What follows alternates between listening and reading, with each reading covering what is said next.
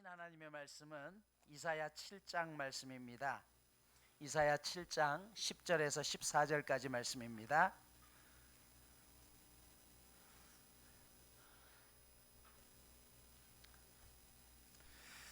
구약 성경 975페이지 이사야 7장 10절에서 14절 말씀입니다. 여호와께서 또 아하스에게 말씀하여 이르시되 너는 내 하나님 여호와께 한 징조를 구하되 깊은 데에서든지 높은 데에서든지 구하라 하시니 아하스가 이르되 나는 구하지 아니하겠나이다. 나는 여호와를 시험하지 아니하겠나이다 한지라. 이사야가 이르되 다윗의 집이여 원하건대 들을지어다. 너희가 사람을 괴롭히고서 그것을 작은 일로 여겨 또 나의 하나님을 괴롭히려 하느냐. 그러므로 주께서 친히 징조를 너희에게 주실 것이라. 보라, 처녀가 잉태하여 아들을 낳을 것이요 그의 이름을 임마누엘이라 하리라. 아멘. 제 눈에 보이지 않아서 오늘 못 나오신 줄 알았는데 세 가족 오늘 오셔서 소개해드립니다. 우리 이병구, 김다영 성도님 어디 계시죠? 제가 못해서. 네. 우리 잠깐 축복합니다.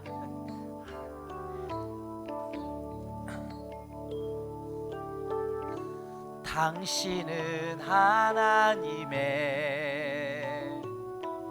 언약 안에 있는 축복의 통로,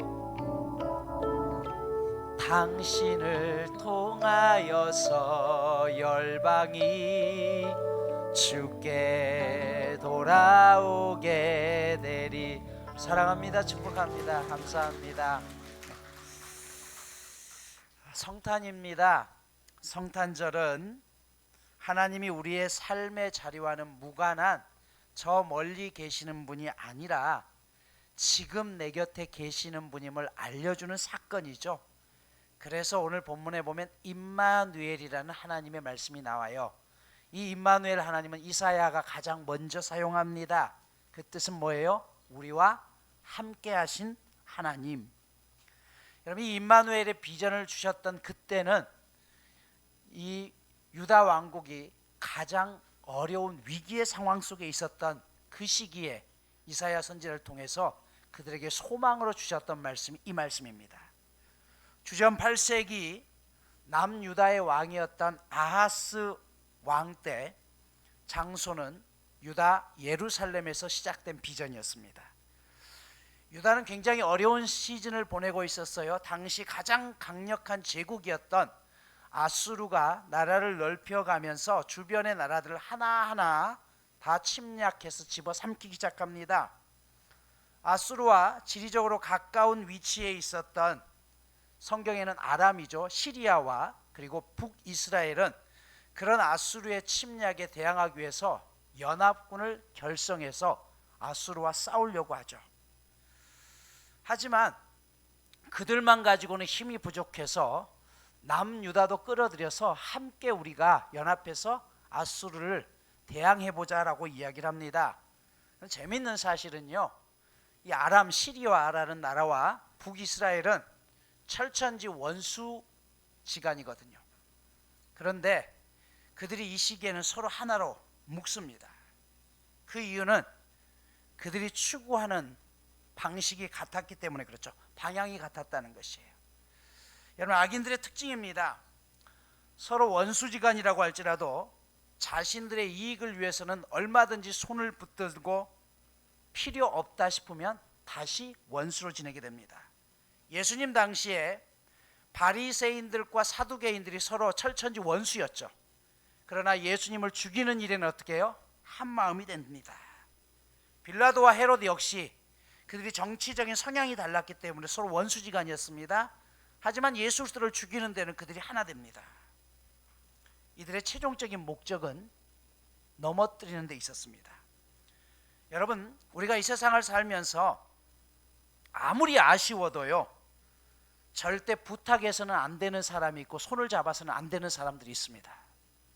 차라리 내가 손해를 볼 망정 손을 잡아서 안 되는 사람들하고는 손을 잡으면 안 되는 것입니다. 손해보는 게 나은 것이죠. 결국 이 시리아와 북이스라엘 연합군은 자신들의 뜻과 함께 해야 될 남유다가 우리는 너희와 함께 연합하지 않겠다라고 이야기하니까 어쭈 먼저 아수르를 대적하기 전에 남유다부터 없애버려야겠다라고 생각합니다. 결국 이렇게 되어서 이 연합군이 쳐들어온다는 사실을 들은 유다는 굉장히 두려워합니다. 이때 이사야가 자신의 아들이었던 스왈 야습이라는 아들을 데리고 아하스 왕 앞에 서서 하나님의 말씀을 전합니다. 한마디로 말하면 바짝 정신 차리십시오. 왕이시여, 이럴 때일수록 정신 차려야 됩니다. 시리아와 북이스라엘 연합군이 우리를 침략한다고 하지만 이들은 타다 많은 나뭇가지와 같다. 이제 곧 그을려서 그 끄름도 사라져버리고 없어져 버릴 것이다 라고 이야기해요. 실제로 이사야 선지자가 이 말씀을 하고 난 다음에 아람은 2년 후에 아수르에서 멸망합니다. 북이스라엘 역시 12년 후에 아수르에서 멸망하고 없어집니다. 그러니 그들을 의지하지 말고 하나님만 의지하십시오라고 이사야 선지자가 왕 앞에서 이야기합니다. 여러분, 위기는 분명 위기죠. 하지만 위기의 순간에 우리가 붙들어야 될 것은 중심입니다. 왜냐하면 우리의 중심이 무너지면 모든 게 무너지기 때문에 그렇습니다. 이사야 선지자는 이야기해요. 하나님을 믿는다고 해서 모든 문제가 순조롭게 해결되는 것은 아닙니다. 역사의 풍랑은 당해야 됩니다. 그러나 중요한 것은 지금 저들의 손앞에 우리가 결코 망하지 않습니다. 그러면서 곧 태어날 아기의 이름을 마헬 살랄 하스바스라고 이야기해요. 빠른 시일 안에 침략이 있을 것이다 라는 그런 뜻이에요. 왜냐하면 이들 아수르에서 멸망당할 거니까 포기하면 안 된다라는 것입니다. 하지만 공포심에 질려있던 아하스 왕은 이사야 선지자의 말을 듣지 않습니다. 현실 속에서 불가능하다고 생각했기 때문에 그렇죠. 여러분, 현실을 생각하면 답이 안 나올 때가 있습니다. 중요한 것은 우리는 할 수 없어도 하나님은 하실 수 있다는 것이에요. 우리의 가능성이 아니라 하나님의 가능성을 보는 것이죠. 그러면서 이사야 선지자가 오늘 이 말씀을 하죠. 이사야 9장 6절 이렇게 말씀하죠. 처녀가 잉태하여 아들을 낳을 것이요 그의 이름을 임마누엘이라 할 것이라. 또 오늘 본문 7장 14절에서도 그러므로 주께서 친히 징조를 너에게 주실 것이라. 보라, 처녀가 잉태하여 아들을 낳을 것이요 그의 이름을 임마누엘이라 할 것이라. 믿지 못하는 우리를 위해서 하나님이 친히 이 땅 가운데서 오셔서 우리와 함께 하시는 것처럼 하나님이 지금 우리와 함께 하시면 우리가 능히 이겨낼 수 있습니다라는 것을 소망으로 던져주는 것이죠. 평화신학을 가르쳤던 박성용 목사님이라는 분이 어느 날 미국에서 그가 실제로 겪었던 일을 이렇게 말씀합니다. 집 앞을 지나서 공원 쪽으로 가는데 옆집 정원에 토끼 한 마리가 뛰놀고 있더라죠. 어찌나 예쁜지 살금살금 다가서는데 인기척을 느낀 토끼 한 마리가 깜짝 놀라서 뒤를 돌아다 봅니다. 그 순간 둘의 눈이 딱 마주치는 순간 이 박 목사님이 토끼에게 마음속으로 그렇게 얘기를 했대요. 토끼야, 놀라지 마. 난 널 해치지 않아. 그런데 토끼는 얼른 몸을 숨겨서 뒤뜰로 도망을 가더라는 것이죠. 박 목사가 그때 깨달았다고 합니다. 아하, 저 토끼에 비해서 내가 너무 크구나. 크다는 것은 저 토끼에게 위협이 될 수도 있겠구나. 그러면서 그런 생각을 했대요. 우리 인간에게 있어서 하나님은 너무 크신 분이구나.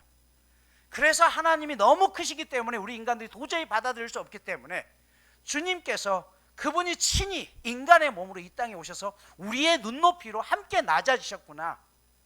그분이 바로 임마누엘 하나님이라고 그분이 고백합니다. 이사야 선지자는 바로 이 사실을 왕에게 알려주고 싶었습니다. 이 예언의 메시지를 들었던 아하스 왕은 어떻게 했을까요? 끝내 하나님을 의지하기보다는 손을 잡아서는 안 될 아수르와 오히려 동맹을 맺습니다. 그 결과 이스라엘 남유다는 예루살렘 성전에 솔로몬이 지었던 그 성전의 모든 금은을 다 벗겨서까지 아수르에게 조공을 바쳐야 됐고 끊임없는 약탈의 어려움 속에 처하게 됩니다. 이사야 선지자는 그럼에도 불구하고 포기하지 않고 끊임없이 하나님의 백성들에게 소망을 던집니다. 그 이유는 인간의 희망이 끝난 곳에서 하나님의 희망은 시작된다는 사실을 알았기 때문이죠. 창세기 18장에 보면 아브라함의 나이 99세, 그리고 그의 아내 사라가 89세가 되었을 때 하나님께서 아브라함 부부에게 찾아오십니다. 그리고서 이렇게 말씀하죠. 기한이 이를 때에 내가 네게로 돌아오리니 사라에게 아들이 있으리라. 이 기한이 이를 때가 언제냐? 창세기 17장 21절과 19장 10절을 보면 내가 내년 이 시기에 사라가 내게 낳은 이삭을 세우리라 라고 있어요. 여기 내년 이 시기 원문으로 보면 내년 생명의 때, 내년 만물이 소생하는 봄에라는 뜻이에요. 여러분, 봄의 특성은 뭡니까? 겨울에 다 죽어버렸다라고 생각했던 식물들이 다시 싹트고 소생하는 계절이 봄이죠. 그동안 사라는 인생을 살아오면서 89번이나 계절적인 봄을 맞이했지만 사라의 태는 죽어 있었습니다. 한 번도 그 태는 인생의 봄을 맞이한 적이 없었습니다. 그러나 하나님께서 말씀합니다. 내년 이 시즌에, 내년 봄에 만물의 태가 씨앗이 다시 소생하는 그때에 너의 인생에 89년 동안 죽어버렸던 그 태도 다시 열려지게 될 것이다. 그때 이삭이 있을 것이다 라고 말씀합니다. 여러분, 이건 불가능한 거죠. 그러나 하나님께서 그 약속대로 사라의 나이 90이 되었을 때 이삭을 잉태케 하고 낳게 합니다.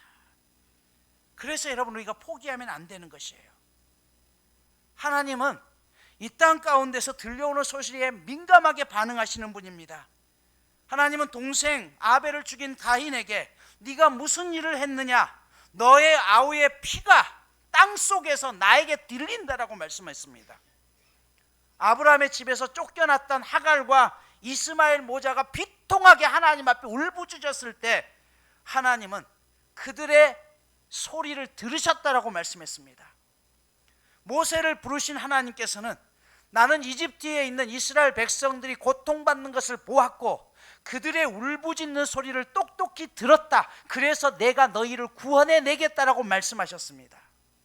여러분, 출애굽의 역사는요, 이스라엘 백성들의 부르짖음 속에서 나타났어요. 자크라는 단어예요. 죽을 것 같은 상황 속에서 하나님이 아니면 제발 저 좀 살려주세요라고 외치는 부르짖는 소리를 하나님이 들으신다는 것이에요. 어쩌면 여러분의 인생 가운데서 정말 이 간절한 부르짖음이 있으셨습니까? 그 부르짖음을 하나님은 절대 외면하지 않는다는 것이에요. 창세기 19장 29절은 이렇게 말씀해요. 하나님이 그 지역의 성을 멸하실 때, 곧 롯이 거주하는 성을 엎으실 때에 하나님이 아브라함을 생각하사 롯을 그 엎으시는 중에서 내보내셨더라. 소돔성을 멸망하기 직전의 이야기죠. 아브라함의 기도가 소돔성 전부를 살려내지는 못했지만 아브라함 때문에 적어도 자신의 조카 롯과 그의 가족을 기억하셔서 살려주셨다는 것이에요. 여러분, 중보기도의 능력이 바로 여기에 있습니다. 우리가 포기하지 말아야 되고 나 혼자 안 되면 우리가 함께 합력해서 기도해야 될 내용이 바로 여기에 있어요. 저는 우리 교인들과 상담하면서 가끔 그런 얘기를 해요. 교인들이 직장을 옮기거나 또 어떤 중요한 결정을 할 때 하나님 앞에 기도할 때 옮겨야 될까 말해야 될까, 이걸 해야 될까 말해야 될까, 그것을 기도할 때 적어도 본인을 포함해서 또 다른 두 사람과 믿을 수 있는 세 사람의 기도를 하라고 합니다. 이 세 사람이 기도해서 일주일 동안 이 문제를 놓고 기도해서 하나님이 원하신다면 그 세 사람의 모든 마음이 하나로 합쳐지면 그렇게 하십시오. 만약 두 사람은 같은데 한 사람의 마음이 다르다 그렇다면 한 주 더 기도하십시오. 어느 순간 하나님께서 이 세 사람을 함께 마음을 하나로 합칠 때가 있을 겁니다. 그러면 그것을 하나님의 뜻으로 받아들이시고 그렇게 결정하십시오라고 이야기해요. 이건 우리의 인생에서 굉장히 중요한 일입니다. 임진왜란 때 가토 기요마사가 백두산 호랑이를 생포해서 토요토미 히데요시에게 선물로 보냈다고 하죠. 일본에 도착할 때까지 그 호랑이 안에 개 3마리를 함께 넣어서 가는 동안에 호랑이의 먹이로 던져줬다고 이야기를 해요. 그런데 일본에 도착하고 보니까 호랑이는 죽었고 개 3마리는 멀쩡히 살아있었던 역사적인 사건이 있죠. 그 개가 바로 일본이 몰랐던 한국의 유명한 개 풍산개였다고 하죠.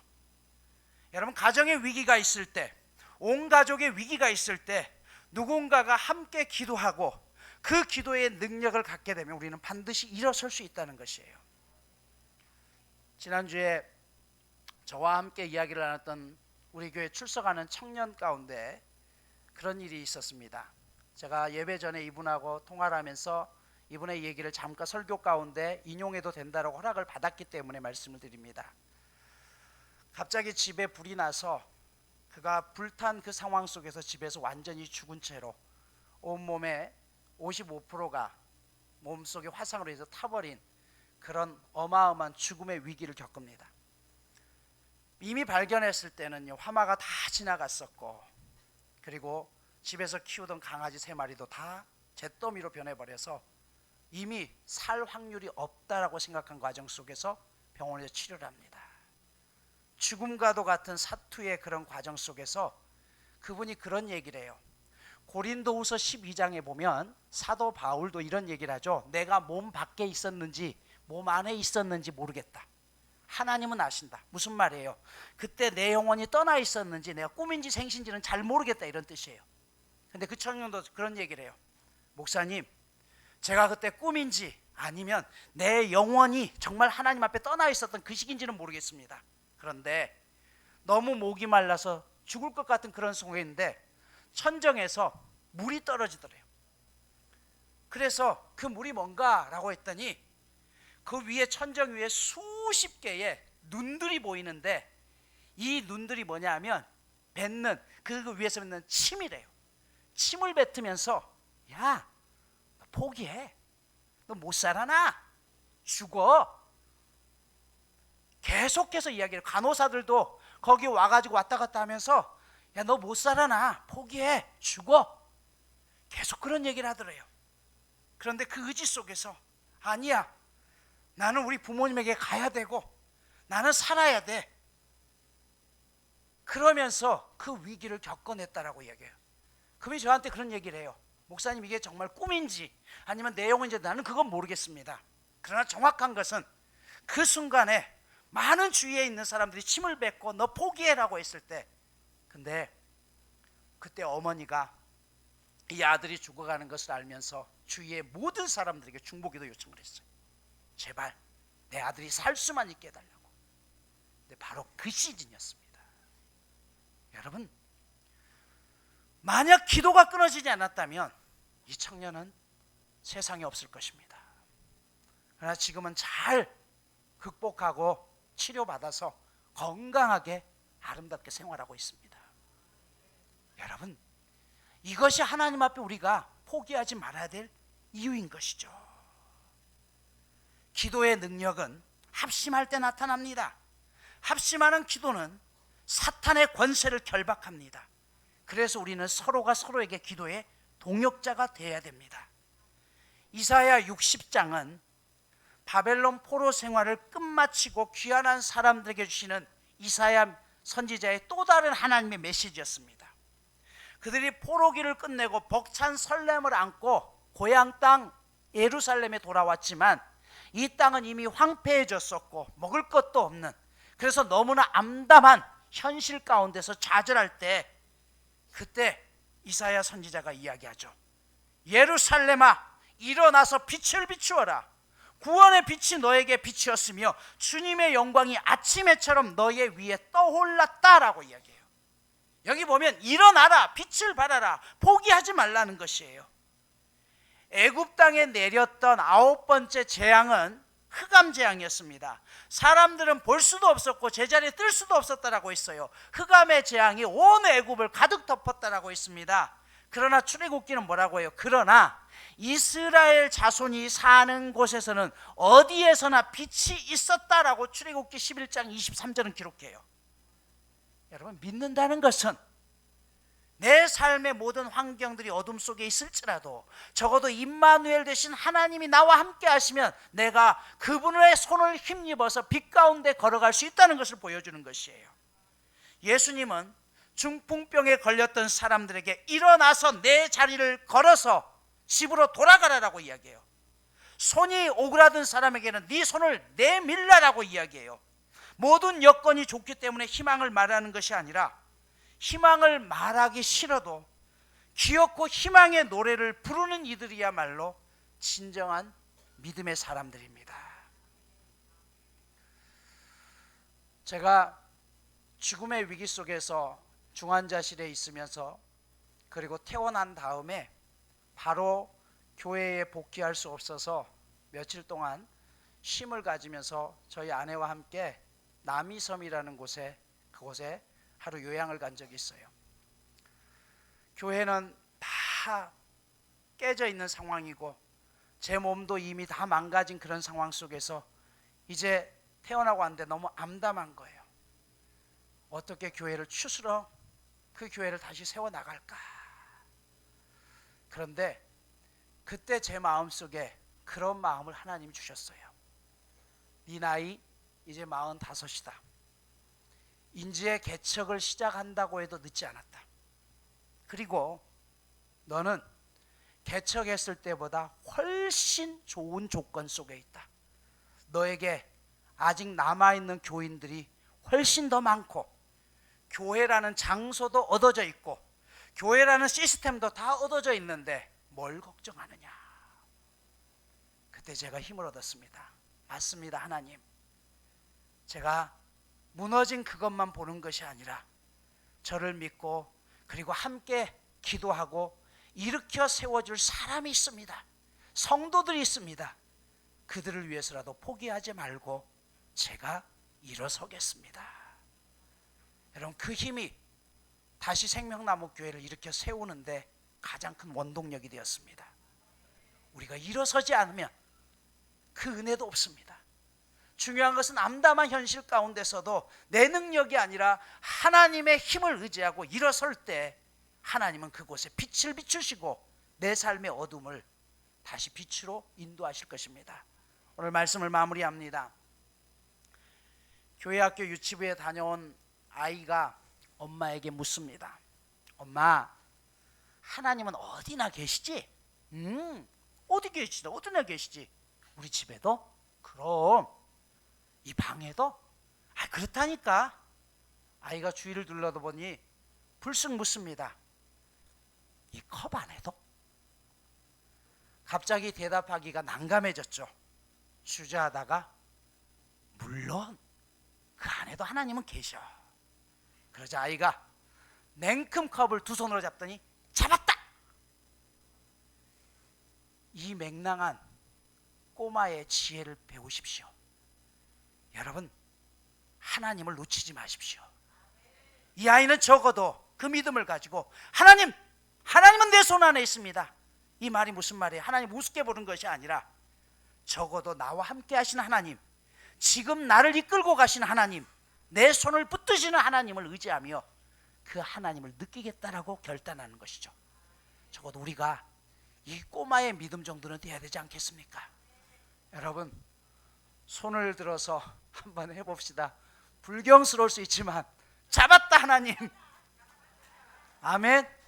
여러분, 그 손을 하나님의 손으로 붙들고 올 한 해도 다가오는 내년 한 해도 결코 놓지 말고 그분이 인도하시는 빛 가운데로 걸어갈 수 있는 저와 여러분 모두가 되시기를 간절히 소망합니다.